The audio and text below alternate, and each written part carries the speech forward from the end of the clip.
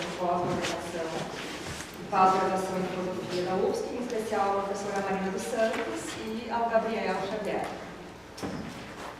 Neste ciclo de conferências, Nos Ombros de Gigantes, Por que Ler os Clássicos, me cabe falar sobre a crítica da razão pura. Texto publicado por Immanuel Kant no último quarto do século XVIII, em 1781, a primeira edição, né? E numa segunda edição, em 1787, com algumas modificações significativas em alguns capítulos. Na literatura kantiana, a gente se refere à primeira edição como edição A e à segunda edição como a edição B. Então, para responder à questão por que ler a crítica da razão pura, neste ciclo, eu gostaria de responder a duas questões preliminares. Primeira, o que é um clássico? E a segunda, em que sentido a crítica da razão pura é um clássico? Com essas duas questões minimamente respondidas, posso então procurar responder por que ler a crítica da razão pura. E aqui, para responder essa terceira questão, eu adotei uma estratégia argumentativa que vai ser mostrar um panorama geral do problema e da estrutura argumentativa do texto da crítica da razão pura. Então, eu não vou entrar nos meandros e nos detalhes dos argumentos, mas mostrar uma visão ampla do texto da crítica da razão pura para poder responder essa terceira questão. E aqui vale também a observação de que eu me beneficiei muito das discussões com o professor Luciano Rodato, da Unifesp, e que talvez o mais justo e honesto seria assinar esse texto a quatro mãos, né? Inclusive fez a revisão do texto.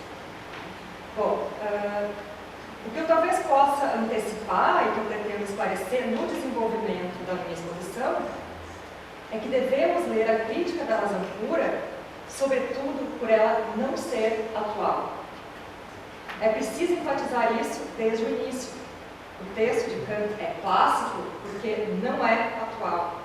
E por não poder ser atual, por isso ele deve ser lido, relido, pensado, repensado, trelido, mas que ele não seja atual em virtude dos seus fundamentos, sobretudo do conceito de razão que ele pressupõe como dado, isso não exclui que Kant possa nos auxiliar a tomar consciência do que hoje deve ser pensado e assim a chegarmos a formar a nossa própria identidade, mediante a consciência de nossas diferenças em relação à crítica da razão pura e a outros textos clássicos. Nesse sentido, fazer filosofia consciente de sua história é olhar para trás como se o passado fosse um espelho que não reflete a nossa fisionomia, mas que mediante esse olhar e reflexão nos permite compreender por que não mais podemos ser aquilo que nos lega a tradição. É a partir dessa presença do passado, sobretudo da compreensão do que não mais podemos ser, que passamos a ter consciência de nós mesmos, daquilo que somos e do que hoje devemos pensar. Portanto, um clássico é isso, se pudermos esboçar uma definição. São textos que expressam a autoconsciência de uma época, expressam que teses, argumentos e problemas foram pensados, como e por que foram pensados, quando originalmente foram. Compreender um clássico consiste em compreender por que não mais podemos pensar tais problemas, argumentos e teses do modo como foram pensados e pelas razões que o foram. Nesse sentido, é que um clássico é inatual, mas não é, obviamente, ultrapassado. Clássicos, portanto, são aqueles textos que servem de referência à posteridade e que nos permitem compreender nossa identidade a partir de nossas diferenças diante deles. A partir da separação entre ciência e filosofia, que se estabelece desde a crítica da razão pura, a pergunta por que ler os clássicos, indica que se espera uma resposta capaz de legitimar, ou não, uma atividade, um tipo de atividade racional. A filosofia, na fisionomia crítica que Kant lhe deu, é um fazer. Não é uma doutrina, não é um saber com método pré-definido e objetos dados. Enfim, não é um saber acabado sobre certos conteúdos, como são as ciências positivas. A filosofia é, diferentemente da ciência, uma atividade da razão que se se volta à própria razão e, nesse movimento de busca de sua configuração, configura sua própria objetividade.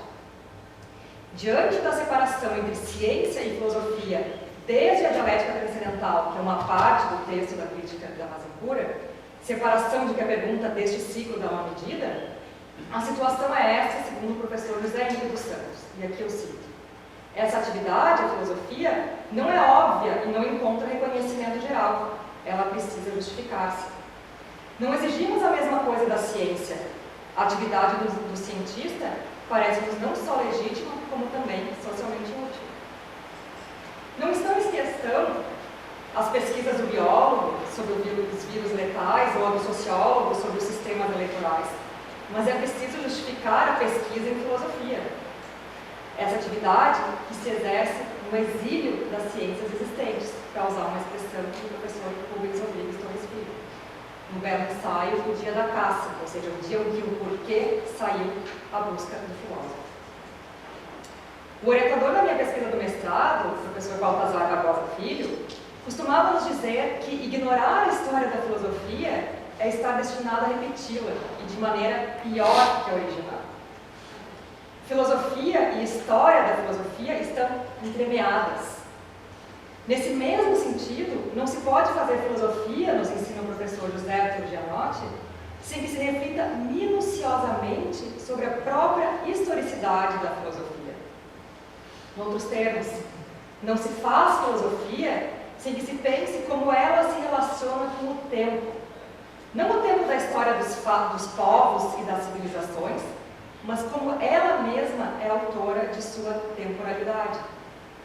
Isso significa que é preciso distinguir o tempo dos fatos e um tempo do discurso, o tempo histórico e um tempo lógico. Essa distinção não implica negar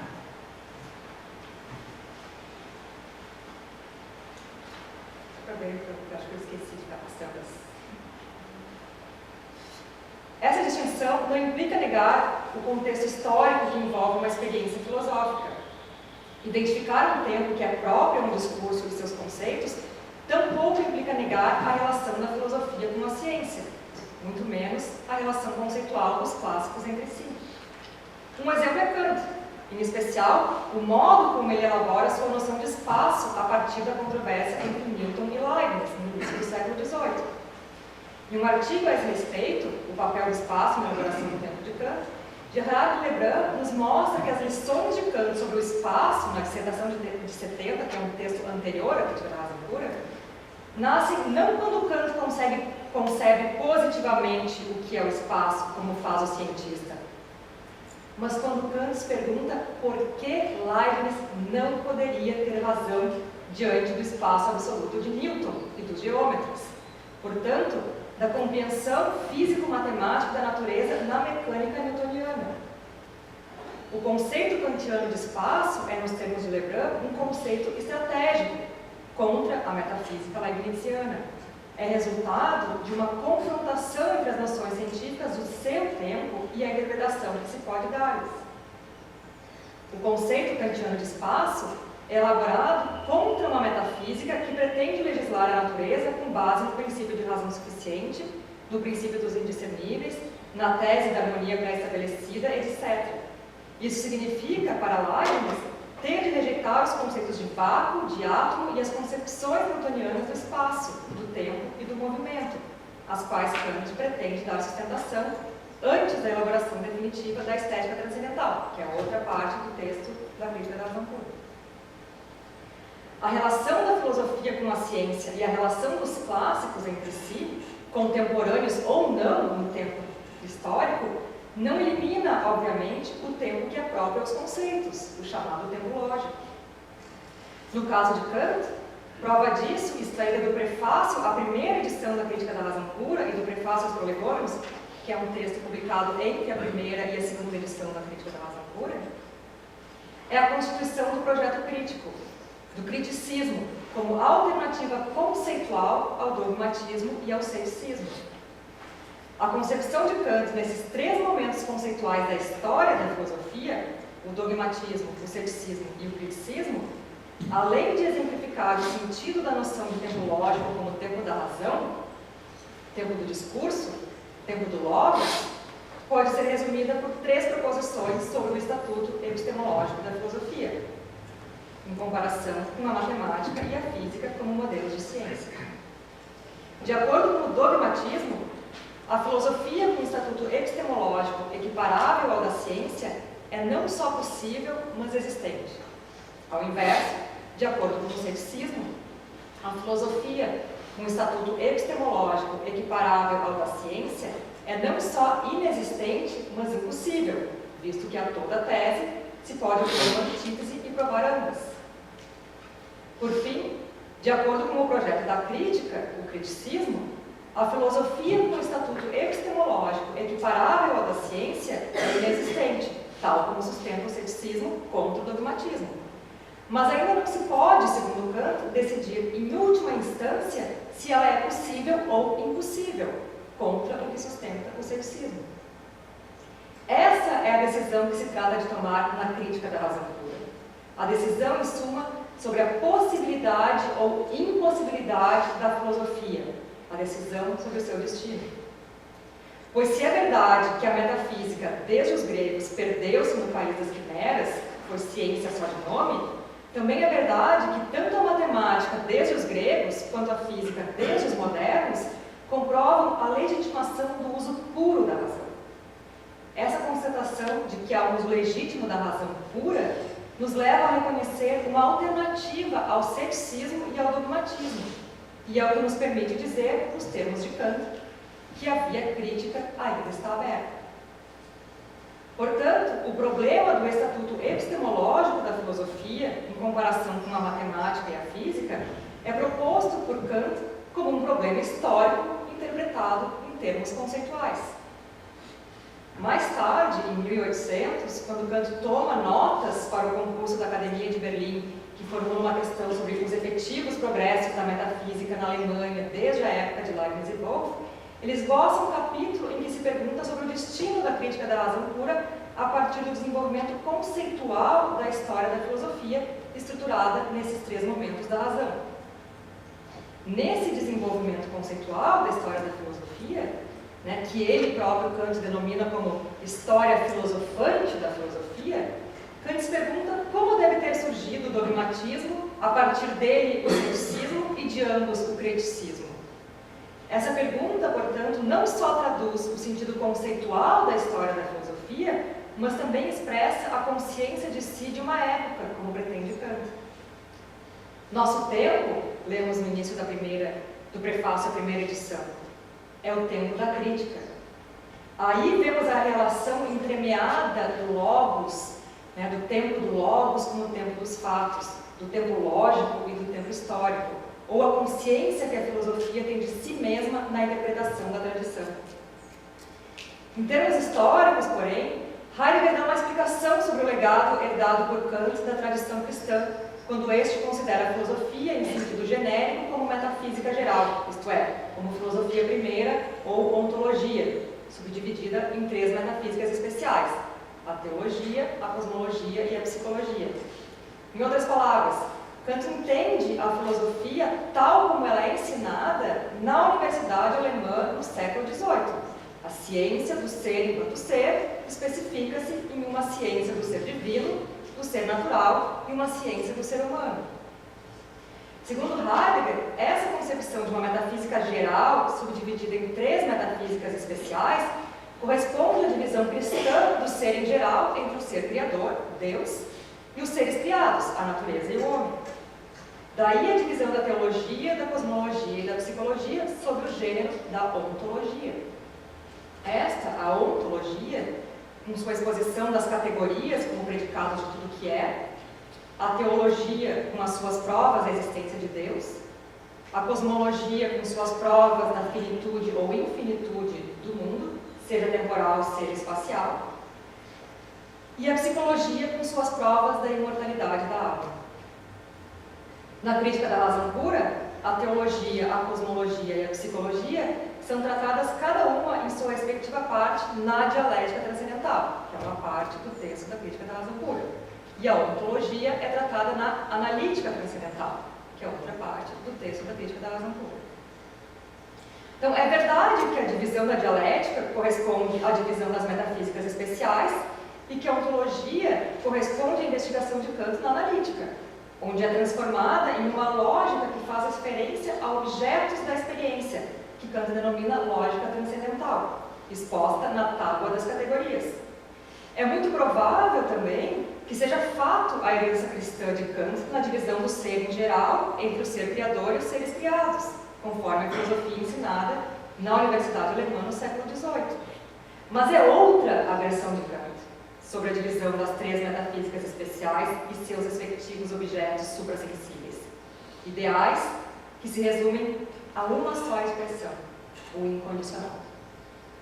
Segundo Kant, a metafísica se impõe a nós e perdura na história como disposição natural da razão humana. É por pensar da forma como devemos pensar que o ser humano está destinado às ideias de Deus, da alma e do mundo. Não é porque a tradição sempre pensou esses objetos que eles são objetos da razão. Antes, eles devem ser objetos da razão na medida em que resultam do uso lógico que fundamenta o uso puro da razão, registro em que tem origem a ideia do incondicionado. Em outras palavras, se nós, seres humanos, seres finitos, dotados de razão, continuamos a pensar Deus, o mundo e a alma, não é porque historicamente sempre se pensou em incondicionado. Ao contrário, é porque racionalmente, ao pensarmos de acordo com as leis da razão, somos levados à ideia do incondicionado. Por isso, a metafísica é um destino inexorável da razão humana. Kant pretende que a ideia de Deus seja a consequência necessária a que somos destinados, a que somos levados ao raciocinarmos relacionando juízos de acordo com a forma lógica do silogismo disjuntivo. Assim como a ideia de mundo é a consequência necessária a que somos levados ao raciocinarmos relacionando juízos de acordo com a forma lógica do silogismo hipotético. E a ideia de alma é a consequência necessária a que somos levados ao raciocinarmos relacionando juízos de acordo com a forma lógica do silogismo categórico. Na medida em que representações só podem ser relacionadas, segundo Kant, mediante essas formas, a metafísica não se apresenta como uma contingência histórica, mas como uma necessidade racional. Por isso, Kant pode afirmar que não faz uma crítica de autores e sistemas, mas uma crítica da razão fundada na própria razão, em suas leis eternas e imutáveis, ao investigar o método da filosofia e o estatuto epistemológico das metafísicas especiais. No primeiro prefácio, Kant caracteriza a crítica da razão pura como um tribunal. Trata-se de julgar a razão em uma investigação capaz de determinar, a partir de princípios, todo o seu poder em seu uso puro, independente da experiência. Somente uma investigação fundada em princípios da razão, não nos fatos da história, pode se pretender sistemática e completa, de modo a determinar todo o poder da razão em seu uso puro. Todo o poder da razão, isto é, suas fontes, sua extensão e seus limites. Talvez Kant seja, com isso, o mais puro representante do projeto do esclarecimento, do século das luzes, do espírito da Aufklärung. Pois no projeto do esclarecimento, tal como representado por Kant, todo o poder instituído, religioso, jurídico, político, deve ser submetido à crítica, inclusive o poder da razão, a partir dos quais se criticam os demais. O que significa, no entanto, o esclarecimento segundo Kant? Então, é a saída do ser humano da sua menoridade. Menoridade é essa na qual ele se inseriu por sua própria culpa. Por menoridade, Kant entende a incapacidade de se servir de seu próprio entendimento sem a condução de outrem. É preciso coragem, portanto, para criticar as instituições que se eximem de uma justificação pública e livre, os poderes religioso, jurídico e político. Por isso, a crítica também é o resultado de um juízo amadurecido da época. É preciso coragem para se servir de seu próprio entendimento sem a condição de outrem. Ousai saber, tenha coragem de te servir de seu próprio entendimento. Esse é, segundo Kant, o lema do esclarecimento. Mas ao ver em Kant o mais típico representante, provavelmente, do espírito da alto clero, uma questão não pode ficar sem resposta. Se nem mesmo o poder da razão pode se furtar a ser criticado, o que autoriza a razão a ser juíza de si mesma? Pois é disso que se trata na crítica da razão pura concebida como tribunal, ou seja, de uma investigação em que a razão é não apenas ré, mas também promotora e juíza. Além de sujeito e de objeto da crítica, portanto, a razão é avaliadora de si mesma. Antes, porém, o que significa a palavra crítica em sentido kantiano? Quem pode orientar a resposta a essa pergunta é Lebrun, no prefácio a Kant e o fim da metafísica, comentando a seção final da introdução B e o segundo prefácio. Antes de tudo, crítica não é doutrina, não tem caráter teórico, mas, digamos, metateórico. A crítica não parte de objetos dados. Nela, a investigação se basta a si mesma e, portanto, ela só pode legitimar-se no curso da investigação da razão pela razão. Isso significa que a crítica não é doutrina sobre o sensível e o suprassensível. Ela não é uma nova doutrina que viria para substituir outras doutrinas. Se a entendêssemos assim, como uma teoria entre outras teorias, manteríamos a visão escolar da filosofia como uma sucessão em que primeiro um diz A, depois um segundo diz B, um terceiro diz C e assim por diante. Se a crítica, na verdade, é metateoria, é porque ela não nos oferece uma nova verdade, ela nos ensina a pensar de outra maneira. Kant se refere explicitamente a isso no prefácio B, a uma transformação no modo de pensar. No comentário de Lebrun, e aqui eu cito, a crítica não tem como tarefa munir-nos de novas convicções, mas de fazermos pôr em questão o modo que tínhamos de ser convencidos. Por isso, constituir uma doutrina é muito diferente de constituir uma problemática. Que problemática é essa? É metodológica. Ainda no segundo prefácio, Kant define a crítica da razão pura como um tratado sobre o método. Tratado que não pressupõe como dado nenhum objeto, mas a própria razão e nada mais. Se é assim, se crítica não é teoria, mas metateoria, então que conceito de razão Kant pressupõe no fundamento da crítica como um dado? Porque a razão pode ser, além de sujeito e objeto da crítica, juíza de si mesma. Ora, no que interessa à filosofia, o conceito kantiano de razão se define por inteiro no âmbito da lógica e do uso discursivo da razão. A propósito, da lógica formal, na tradição aristotélica pré-fregiana, distinta da lógica formal como hoje a conhecemos. Pois na lógica, conforme o segundo prefácio, abstrai-se do conteúdo das representações para então se refletir sobre a forma das relações entre elas. Esse duplo movimento de abstração e reflexão permite a transparência da razão a si mesma devido ao caráter formal da lógica, transparência que não se verifica nas demais ciências, porque nelas não se tem por objeto a razão e suas leis, como na lógica, mas certos conteúdos. Ela, a lógica, é a única ciência cujas leis da razão transparecem no uso da razão e constituem seu objeto. Daí ser possível a Kant falar em natureza da razão e em essência da razão. Esse espelhamento da razão a si mesma é então aquilo que legitima a razão ser juíza de si mesma, no processo em que ela, de uma só vez, é sujeito e objeto da crítica. Pois se nada de racional pode ser obscuro à razão, então o esclarecimento de todo o seu uso puro, independente da experiência, deve caber à própria razão ao julgar a si mesma. Isso significa que se deve submeter o poder da razão a uma crítica que, de maneira completa e sistemática, porquanto fundada em princípios, determine as fontes, a extensão e os limites do que podemos ou não saber mediante a razão pura.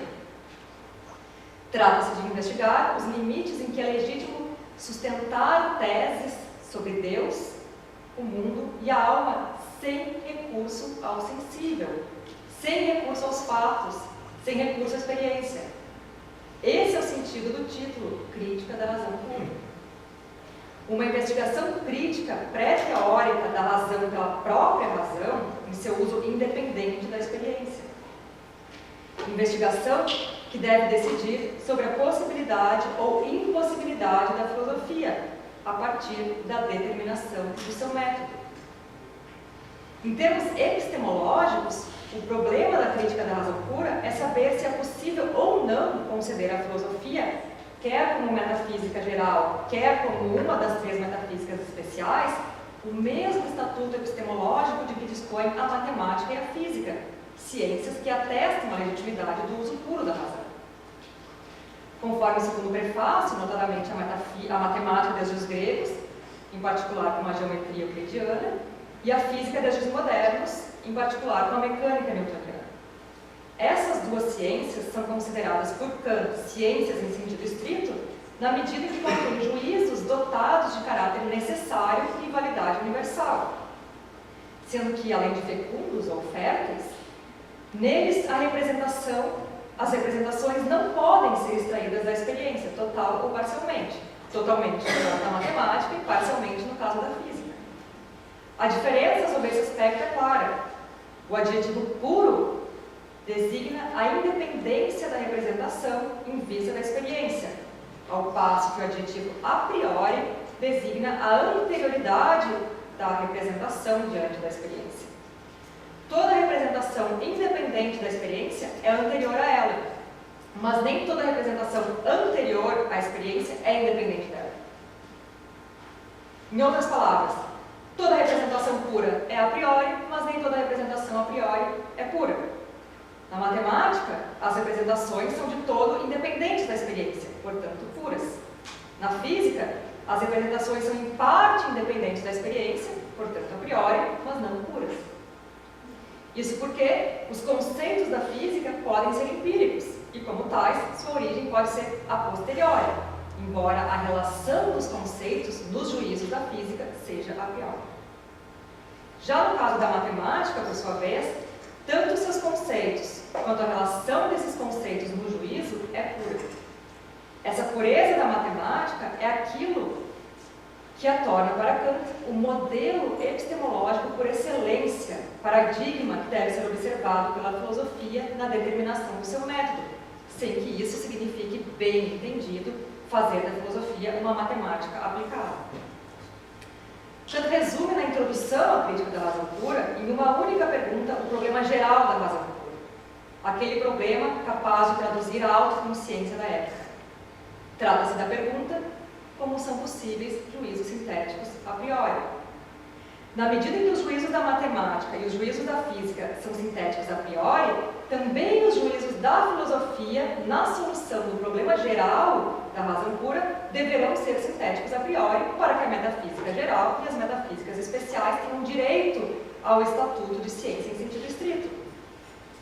Os juízos da filosofia, nesse caso, devem não apenas ter caráter necessário e validade universal, mas também devem ser fecundos, isto é, devem ter por virtude ampliar o conhecimento, o conteúdo da representação, como os juízos da física, ou mesmo produzir tal conteúdo como os juízos da matemática. Esses são, na crítica da razão pura, os três critérios epistemológicos que toda ciência em sentido estrito deve satisfazer: a necessidade, a universalidade e a fecundidade, ou fertilidade. Todo juízo a priori tem caráter necessário e validade universal, ao passo que todos os juízos sintéticos são fecundos. Ao inverso, todo juízo a posteriori tem caráter contingente e validade particular, ao passo que todo juízo analítico é estéril e, no limite, tautológico. Não há surpresa nisso. A experiência restrita aos seus fatos é o âmbito da contingência e da particularidade, assim como a razão, restrita a seus conceitos, é o âmbito da analiticidade. É comum a caracterização dos juízos sintéticos, tanto a priori quanto a posteriori, por comparação com o juízo analítico, cuja relação entre os conceitos é sempre a priori, mesmo que a origem desses conceitos se encontre na experiência e não na razão. Diante dos três critérios epistemológicos estabelecidos na introdução à crítica da razão pura, ou seja, a necessidade, a universalidade e a fecundidade, a pergunta de Kant sobre a cientificidade da filosofia só pode ser como são possíveis juízos sintéticos a priori.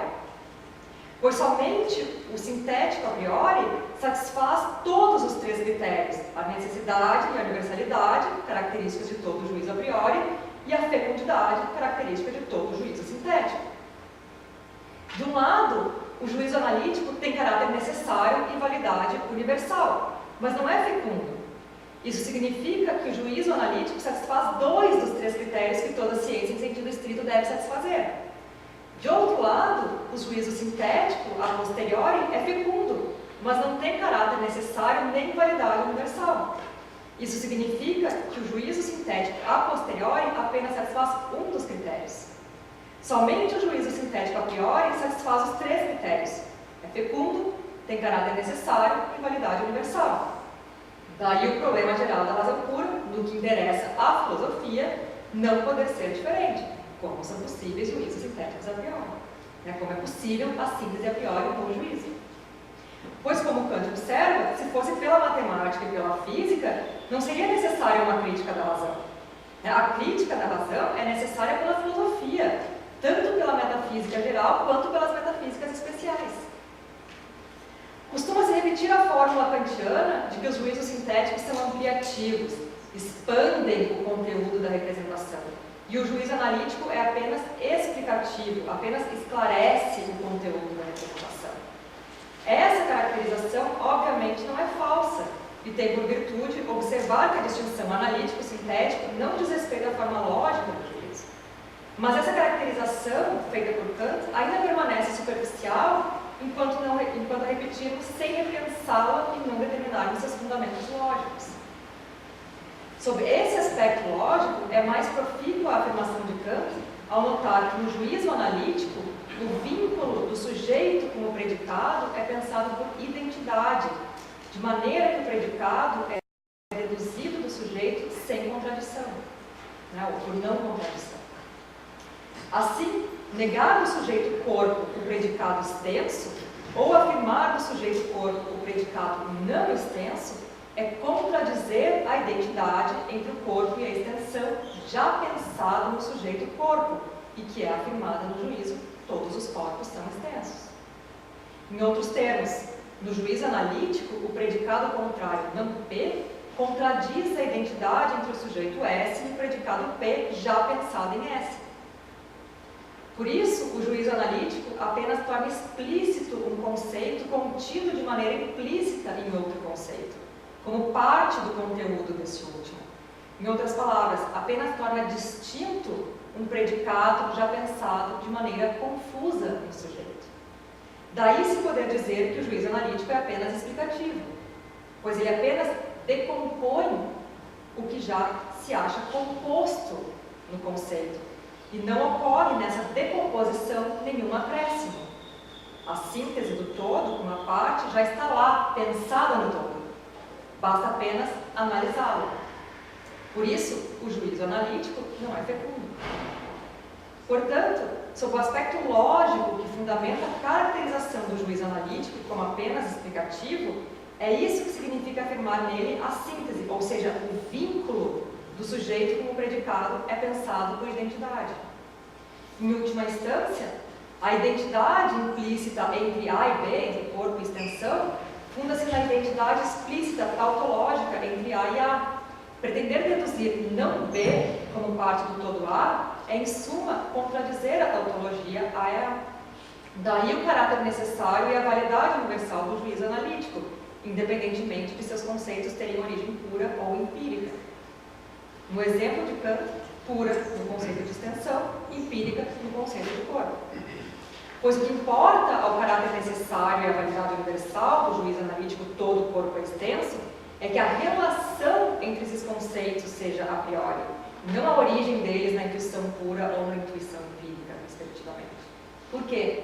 Ora, porque aí, no juízo analítico, o fundamento da predicação não é a intuição, é o conceito e sujeito.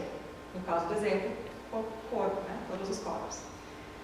Em contrapartida, o que nos legitima, no fundo, a dizer que os juízos sintéticos, tanto a posteriori quanto a priori, são ampliativos, que que eles expandem o conteúdo da representação.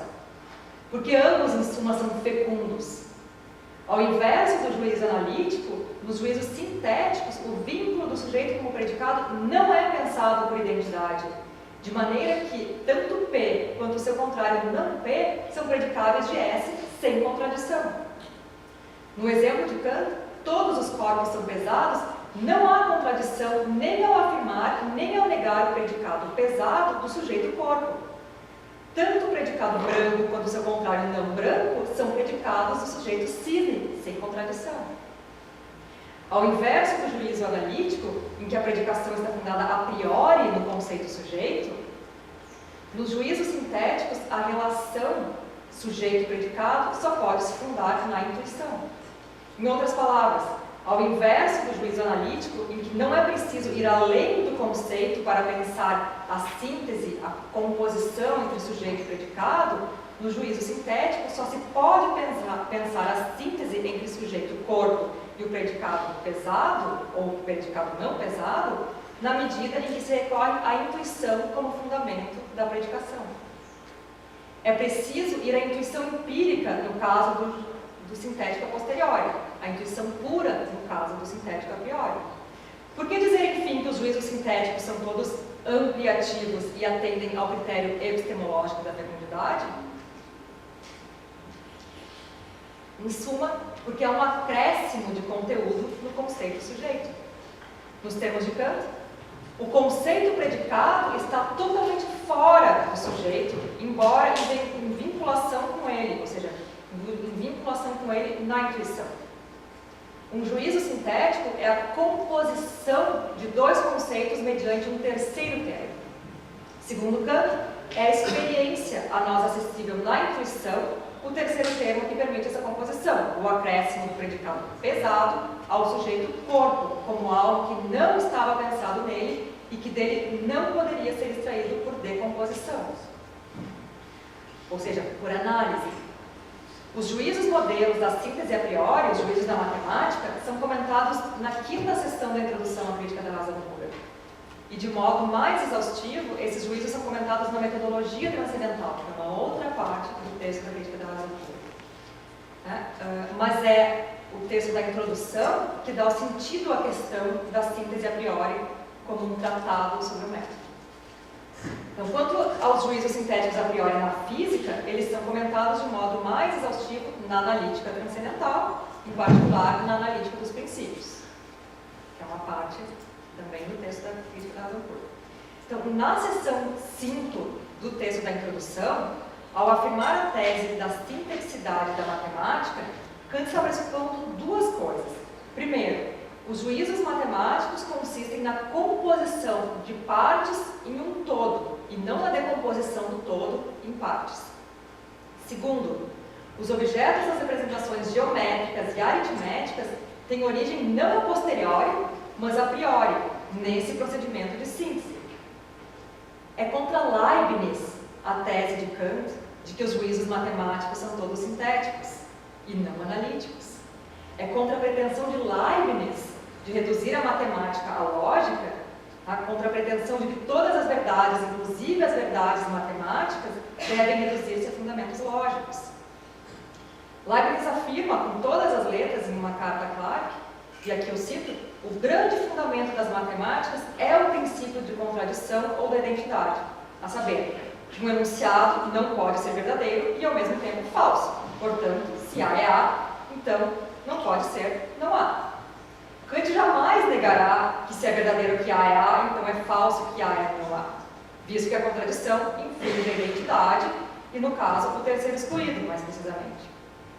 O problema, porém, é porque via se chega ao conceito A, quando ele é um conceito matemático, para que se possa julgar quer a verdade da identidade A é A, quer a falsidade da contradição A é não A.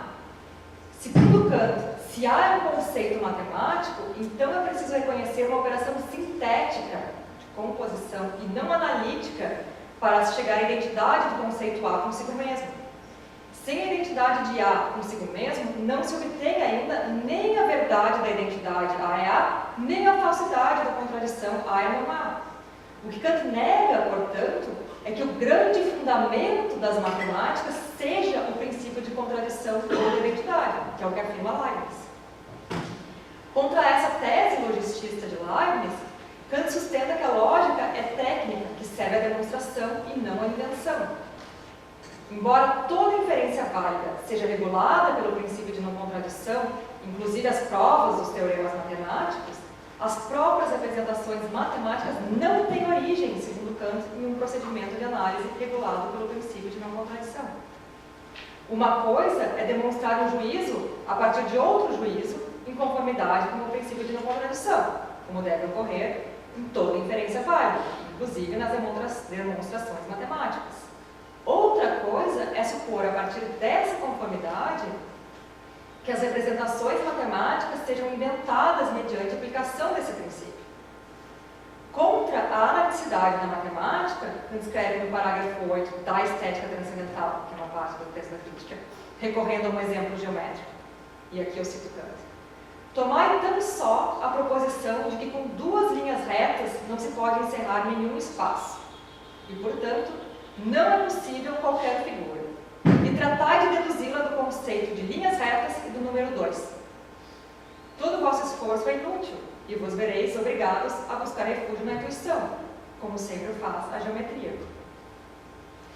Um ano depois da publicação da segunda edição da Crítica da Razão Pura, Kant esclarece em uma carta a Schultz, o processo de síntese sem o qual não é possível, por qualquer análise, recorrendo a um exemplo aritmético. Kant escreve, e aqui eu cito Kant novamente: posso chegar ao mesmo resultado, a determinação de uma grandeza igual a 8, mediante 3 mais 5, ou 12 menos 4, ou 2 vezes 4, ou 2 ao cubo.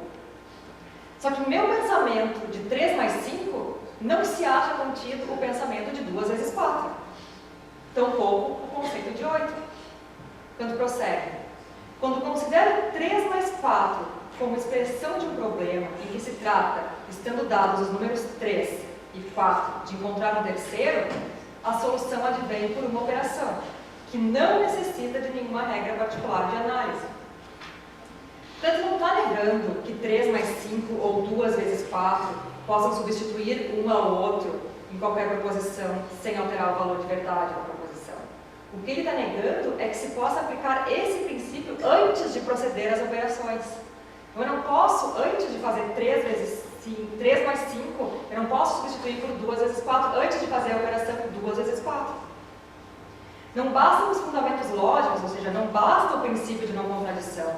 A aritmética, assim como a geometria, requer fundamentos estéticos, e estéticos aqui seriam espaço e tempo. O conceito 3 mais 5, ou o conceito 2 vezes 4, só podem ser encontrados por análise do conceito 12 depois de efetuadas essas operações de síntese. Depois que eu unir 6 mais 6 e chegar em 12, é que eu posso decompor 6 mais 6 de 12. Toda análise pressupõe uma síntese, ou seja, eu não posso decompor algo que não esteja previamente composto. O exemplo na seção 5 da introdução, que costuma dar confusão, é o do juízo sintético a priori 7 mais 5 igual a 12, que costuma ser interpretado como se Kant tomasse por sintético a posteriori. Isso porque Kant faz menção à soma 7 mais 5 igual a 12 quando contamos nos dedos das mãos. Na verdade, uma referência a esse suporte empírico da operação, Kant tem em vista sua noção de número como quantidade que resulta da síntese a priori de um múltiplo homogêneo. Ele pretende mostrar que se está reproduzindo uma parte finita de modo empírico aquilo em que consiste de modo puro o todo do infinito do tempo, sem o qual não seria possível a aritmética.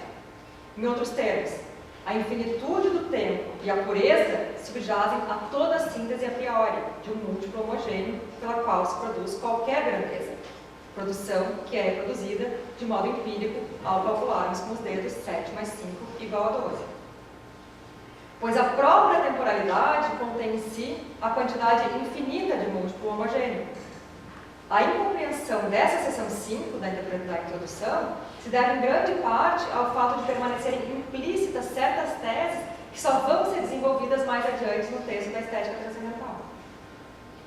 Então, a resposta de Kant à pergunta como são possíveis juízos sintéticos a priori, nos permite reconstruir em linhas muito gerais a estrutura argumentativa da crítica da razão pura. Essa pergunta vai ser respondida em 2 passos ao longo do livro. No primeiro passo, afirmativo, dado na estética transcendental em conjunto com a analítica transcendental, juízos sintéticos a priori são possíveis sobre o sensível, sobre objetos que contêm determinações espaço-temporais.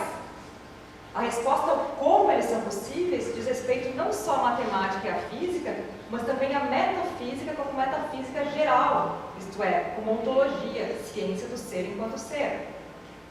No segundo passo, negativo, dado na dialética transcendental, juízos sintéticos a priori não são possíveis sobre o suprassensível, sobre objetos que não contêm determinações espaço-temporais.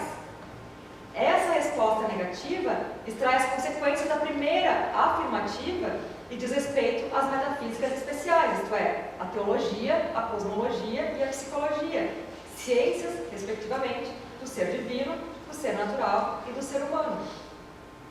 Proposições como Deus existe, o universo é finito no tempo, ou a alma humana é imortal, expressam juízos a priori, porém analíticos. Essas proposições não têm o mesmo estatuto epistemológico, o mesmo estatuto científico de proposições como as que enunciam as leis da mecânica ou o teorema de Pitágoras, que também expressam juízos a priori, porém sintéticos. Na estrutura argumentativa da crítica, o problema da síntese a priori, apresentado na introdução como problema geral da razão pura, pressupõe as teses da metodologia transcendental sobre o método da matemática e o método da filosofia, na última parte da crítica da razão pura. No argumento metodológico de Kant, de uma só vez contra Leibniz de um lado e contra Descartes e Spinoza de outro, o método da matemática e o método da filosofia devem ser irredutíveis um ao outro por serem autônomos. O primeiro, o método da matemática, segue as leis da síntese, que regulam o uso intuitivo da razão, seu uso mediante a construção de conceitos na intuição pura. O segundo, o método da filosofia, segue as leis da análise, que regulam o uso discursivo da razão, seu uso mediante conceitos nos juízos e nos silogismos. Nos termos de Kant, matemática e filosofia são coisas inteiramente diversas, portanto, o procedimento de uma jamais pode ser imitado pela outra. A fim de preservar a forma discursiva da filosofia, mediante os conceitos, trata-se para Kant de evitar a universalização do projeto cartesiano de máteses universales, cujo resultado mais extremo se comprova na ambição de Spinoza de axiomatizar a filosofia. Pretender demonstrar a liberdade humana de modo geométrico, a exemplo de Spinoza na ética, é pretender que se possa transportar tal e qual o método da matemática para a filosofia, como se pudéssemos reduzir o uso discursivo da razão ao seu uso intuitivo. É o uso intuitivo, mediante a construção de conceitos. Na filosofia não se constrói conceitos. É verdade que se o destino da filosofia depende, segundo Kant, da solução do problema da síntese a priori no juízo, o método da matemática deve, em algum sentido, servir de modelo para a filosofia. Mas para que a filosofia possa adquirir um estatuto epistemológico análogo ao da matemática, será preciso, então, assimilar no uso discursivo da razão as virtudes do seu uso intuitivo, sem que o método da matemática possa ser transposto tal e qual para a filosofia. A preservação da forma discursiva da filosofia, apesar da importação do modelo intuitivo da matemática, será desempenhada em conjunto pela estética e pela analítica transcendental. Essa é, portanto, a problemática da metodologia transcendental que dá sentido à questão da possibilidade da síntese a priori formulada na introdução. Qual é a conclusão a ser tirada a partir daí pelo principal interessado, o filósofo? Primeiro, é a de que não se pode julgar de modo sintético e a priori nas metafísicas especiais. Segundo, é a de que, para poder fazê-lo na metafísica geral, será preciso subverter a ontologia tradicional e, a partir da lógica formal, convertê-la em uma lógica que faz referência a objetos da experiência, que Kant denomina lógica transcendental. Quanto à origem do projeto da crítica da razão pura, Kant esclarece numa carta de 1798, ou seja, quase 20 anos depois da primeira edição da crítica. É uma carta a Garo. E aqui eu cito Kant. Meu ponto de partida não foi a investigação da existência de Deus, da imortalidade, etc., mas a antinomia da razão pura. Foi ela que me despertou pela primeira vez do sono dogmático e me levou à crítica da própria razão para fazer cessar o escândalo de uma contradição iludente da razão consigo mesma. Fim de citação. Nesse capítulo da dialética transcendental, em que Kant examina 4 conflitos entre teses e antíteses, é na terceira antinomia que aparece o problema da liberdade humana, um dos temas que ganhou mais ênfase na recepção da primeira crítica, pelo romantismo e pelo idealismo alemães. A contradição da razão consigo mesma, no caso da terceira antinomia, consiste em que se pode provar tanto a tese como a antítese que são ambas verdadeiras, ou seja, elas têm o mesmo valor de verdade. Daí a contradição. No âmbito da terceira antinomia, a contradição a ser resolvida é aquela entre, de um lado, uma tese finitista, que afirma uma causa livre, incondicionada nas ações humanas, e de outro, uma antítese infinitista, que nega a causa livre, incondicionada, e só admite causas que também sejam efeitos de causas anteriores. Segundo Kant, é do conceito de causalidade que depende tanto a ideia de que tudo na natureza ocorre segundo a relação de causa e efeito, como também a ideia de uma causa que não deve ser efeito ela própria de outra causa. Considerando-se a natureza como um todo dinâmico de fatos ou estados de coisas, as únicas alternativas de resposta sobre a relação de causalidade entre esses fatos ou estados de coisa consistem ou em afirmar ou em negar a causalidade livre, nesse segundo caso, afirmando a causalidade natural.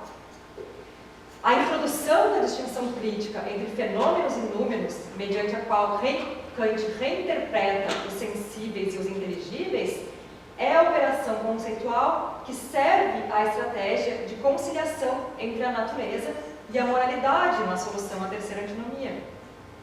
Depois dessa operação conceitual, ambas, tese e antítese, poderão ser verdadeiras, mas agora sem contradição. A tese, do ponto de vista em que consideramos os números, os inteligíveis, a antítese, do ponto de vista em que consideramos os fenômenos, os sensíveis. Kant resume no segundo prefácio o argumento em favor dessa distinção crítica entre fenômenos e números. Para nós, basta reter que ela deve assegurar, de um lado, uma representação da relação causa e efeito, segundo a qual toda causa é, necessariamente, efeito de uma causa anterior, uma tese exigida pela física. De outro lado, ela deve assegurar, ao mesmo tempo, uma representação da relação causa e efeito, segundo a qual, ao menos uma causa, a causa livre de uma ação determinada pela vontade humana, não é efeito de uma causa anterior, uma tese exigida pela ética. Kant denomina a liberdade transcendental, entenda-se no caso, uma liberdade metafísica, essa causa livre. Esse primeiro passo da estratégia de Kant a favor da ideia de liberdade humana é necessário, mas ainda não é suficiente para a justificativa ulterior da moralidade humana, algo que será feito na crítica da razão prática na sequência da fundamentação da metafísica dos costumes. Por quê? Ora, porque no âmbito da crítica da razão pura, tudo o que ganhamos com uma liberdade transcendental na solução da terceira antinomia é a não contradição da liberdade da vontade com a necessidade da natureza.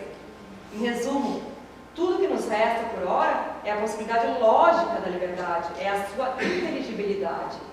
Mas que eu possa pensar a vontade, a liberdade da vontade, sem contradição com a necessidade da natureza, isso não significa que as ações humanas sejam de fato livres.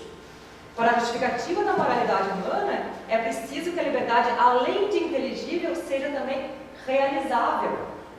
Kant deve assegurar, portanto, não só a possibilidade lógica da liberdade humana, mas também a sua possibilidade real.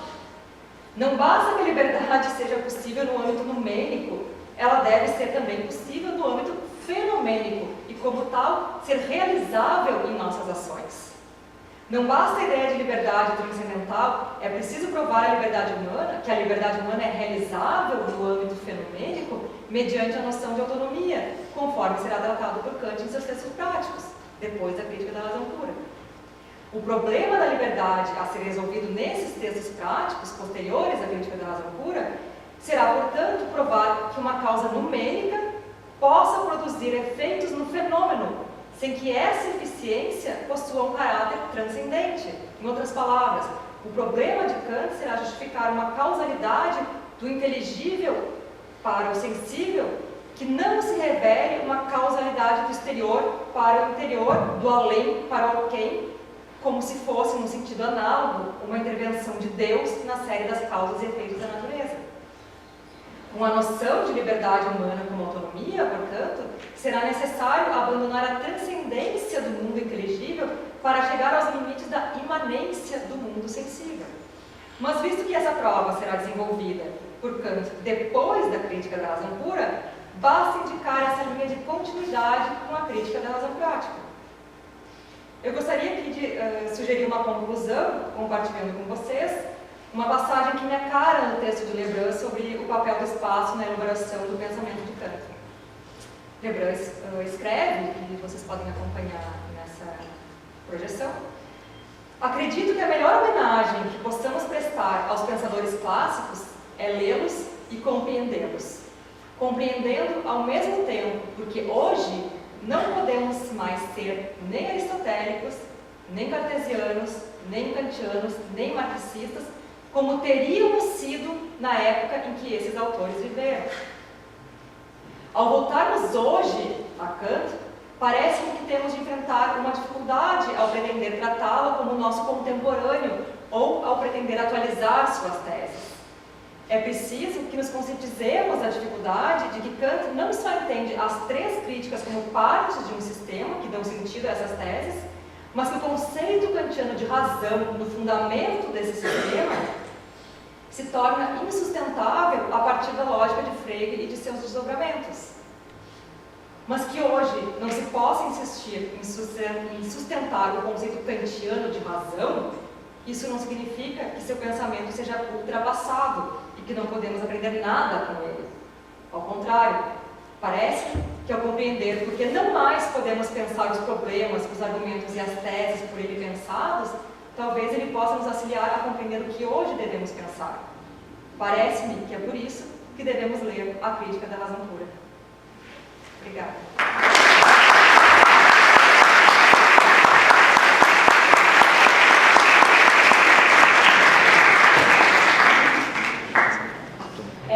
Primeiro, professor, eu queria te parabenizar por você ser mulher e pós-doutora e numa área que ainda tem muitos homens e poucas mulheres.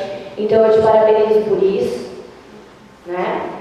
E eu fiquei assim com uma lacuna assim. Eu queria saber, você falou, por que isso e aquilo, né, no começo?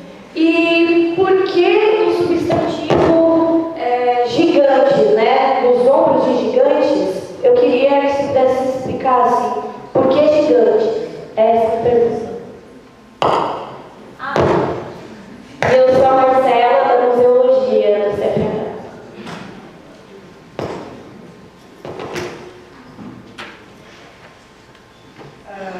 Eu acho que até quem poderia explicar melhor a citação dos ombros de gigantes seria a professora Marina. Enfim, a ideia do evento nos ombros de gigantes, a gente pode enxergar melhor dos ombros de gigantes, né? Agora, por que esses autores selecionados, esses 26 autores, são considerados gigantes, né? Eu tentei, no início da minha fala, explicitar que sentido a gente toma esses textos como textos clássicos, porque eles pensam, de certa forma, eles representam a autoconsciência de uma época, né? Eles mostram que problemas eram pensados e como eram pensados e por que deveriam ser pensados naquela época. E eles servem de clássicos à posterioridade, né? Ou seja, eles servem para nos mostrar, mesmo que seja, eu tentei utilizar um exemplo do espelho, mesmo que olhando para aquele espelho eu já não me reconheça mais, mas eu refletindo na negatividade, eu começo a ter a consciência da minha identidade. Então eles são gigantes também porque eles nos auxiliam a tomar consciência do que a gente é, do que a gente não pode mais ser, a gente toma consciência do que a gente é. A gente forma a nossa própria identidade. Claro. E também tentei mostrar que pretender fazer filosofia sem olhar para trás, citando o professor Baltazar Barbosa Filho, a gente correria o risco de repetir os problemas de uma maneira pior que a original. Então eu não tenho como pensar determinados problemas, mesmo que eu não possa mais fazer por aquelas razões, se eu não olhar para trás e levar tudo isso em consideração. Então, a própria crítica, ela surgiu a partir de uma distinção conceitual que se tinha na época, que a gente mostra, dogmatismo e ceticismo. Então, tudo isso nos ajuda a formar a nossa identidade, a autoconsciência da nossa época, a quem a gente é. A gente pode não ser mais eles, mas eles nos mostram por que a gente não pode mais ser eles e no que a gente é de diferente. Mais Pedro.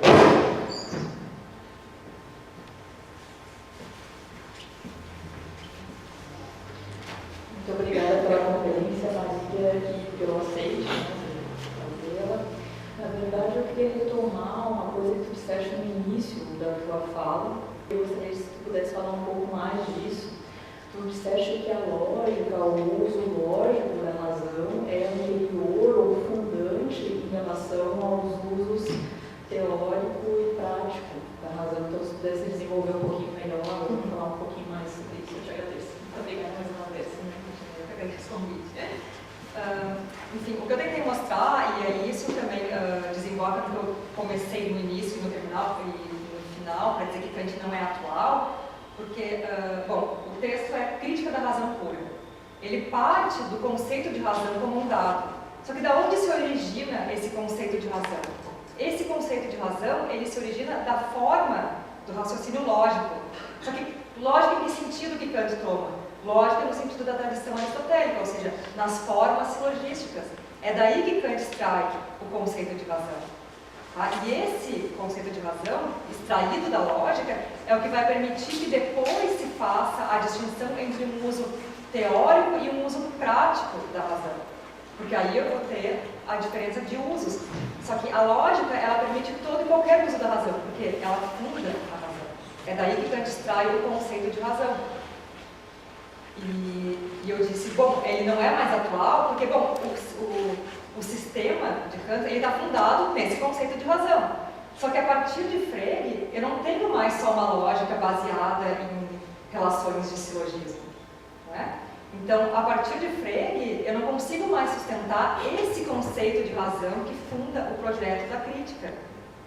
Então, nesse sentido, ele não seria atual, porque eu não tenho mais, eu não poderia sustentar esse conceito de razão, porque eu não tenho mais só a lógica aristotélica a partir de Frege. Mas então é isso. O uso lógico é o que me permite tomar a razão como um dado. Esse conceito de razão que é tomado como um dado por Kant, na crítica da razão, ele é extraído da forma como a gente pensa, né? Dessas relações de silogismo, categórico, disjuntivo e hipotético. Alguma outra questão? Bem, então eu dou por encerrada a conferência de hoje sobre a crítica da razão pura. E nós voltamos na semana que vem com a conferência sobre a crítica da razão prática com a professora Milene Torino. Muito obrigado.